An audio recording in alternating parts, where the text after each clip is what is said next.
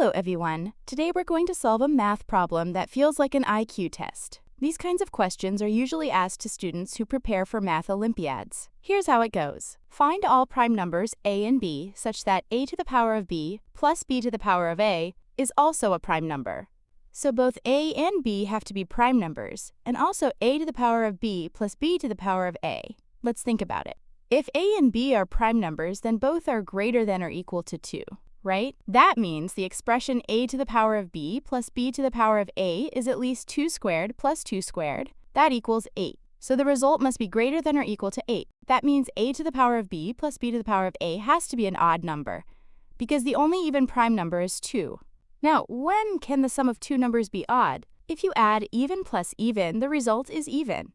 If you add odd plus odd, the result is also even. The sum is odd only if one number is even and the other is odd. That's a very important observation, because in this case, by the commutative property of addition, we can say a to the power of b is even. Or we could say b to the power of a is even, it doesn't matter. Now, when is an exponential number even? If a is odd, multiplying it by itself again and again always gives an odd result. So a must be even, and at the same time prime. The only even prime is 2. So at this point, the problem reduces to this. Find all prime numbers b such that 2 to the power of b plus b squared is prime. Alright, now I need to collect some data. Maybe that way I can spot a pattern. Let's make a table.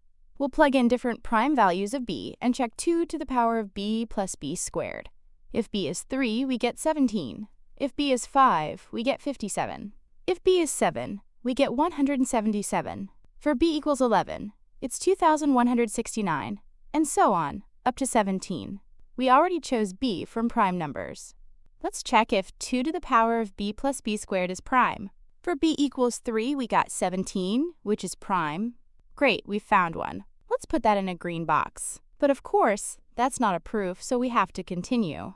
For b equals 5, the result is 57, which is not prime because it's divisible by 3. For b equals 7, the result is 177, also not prime, again divisible by 3.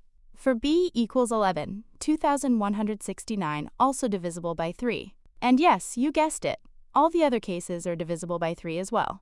That seems to be a pattern. Actually, there is a connection here.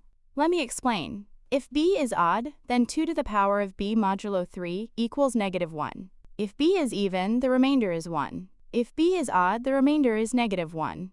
Now what about b squared? For any natural number b, the remainder of b squared modulo 3 has to be either 0, 1, or 2. But b is not just any number, b is prime. A prime number cannot leave a remainder of 0 when divided by 3, because that would mean it's divisible by 3 and not prime. So we eliminate 0. It also can't be 2, because if you square 2 you get 4, and modulo 3 that's 1. So for a prime number, b squared modulo 3 is always 1.